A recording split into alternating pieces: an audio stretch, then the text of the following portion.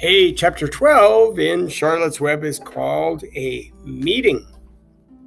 One evening, a few days after the writing had appeared in Charlotte's Web, the spider called a meeting of all the animals in the barn cellar.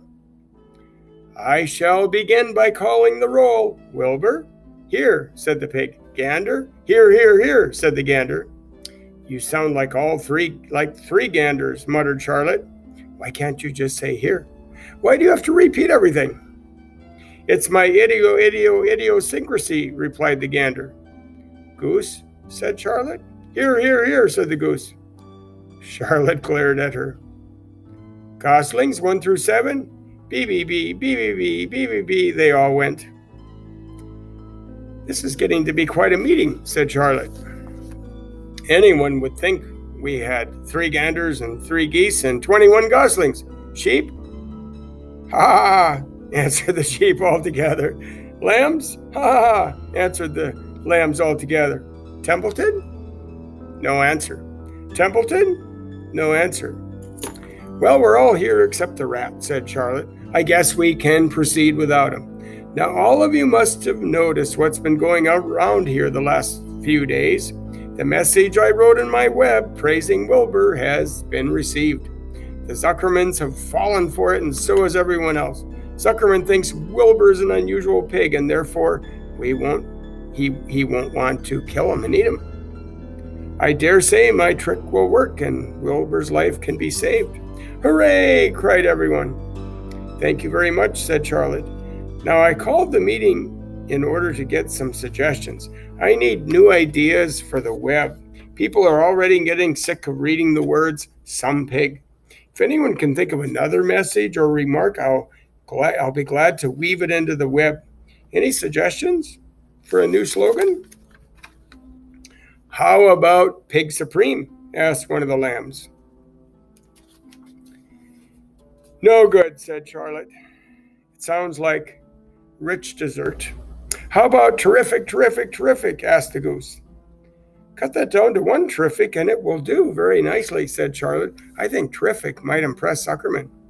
"But Charlotte," said Wilbur, "I'm not terrific." "That doesn't make a particle of difference," replied Charlotte. "Not a particle. People believe almost anything they see in print. Does anybody know how to spell terrific?" "I think," said the gander, "it's T-double-E, double-R, double-R, double-I, double-F, double-I, double-C, C. "What kind of an acrobat do you think I am?" said Charlotte in disgust. I would have St. Vitus's dance. I would have to do a St. Vitus's dance to weave a word like that into my web." Sorry, said the gander. Then the oldest sheep spoke up. "I agree, there's something new that should be written in the web if Wilbur's life is to be saved. And if Charlotte needs help in finding words, I think she can get it from our friend Templeton. The rat visits the dump regularly and has access to old magazines. He can tear out bits of advertisements and bring them into the barn cellar so that Charlotte can have something to copy." "Good idea," said Charlotte, "but I'm not sure Templeton will be willing to help. You know how he is, always looking out for himself, never thinking of the other fellow." "I bet I can get him to help," said the old sheep. "I'll appeal to his baser instincts, of which he has plenty. Here he comes now. Everyone keep quiet while I put the matter up to him." The rat entered the barn in the way he usually does, creeping along close to a wall. "What's up?" he said, seeing all the animals assembled. "We're holding a directors' meeting," replied the old sheep. "Well, break it up," said Templeman. "Meetings bore me," and the rat began to climb a rope that hung against the wall.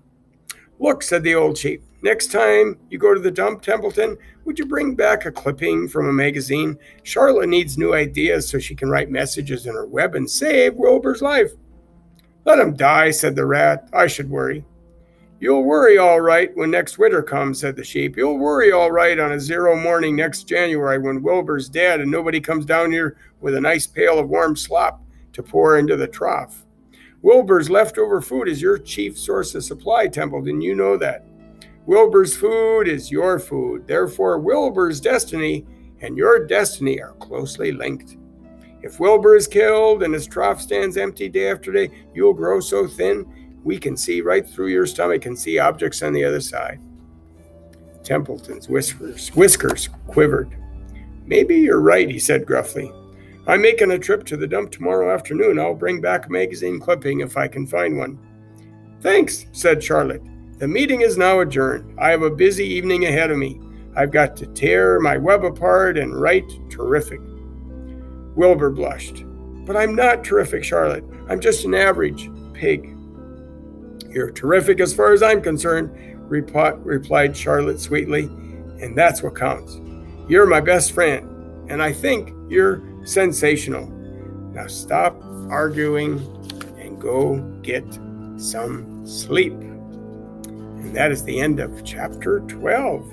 The next chapter is called Good Progress. We'll see you next time.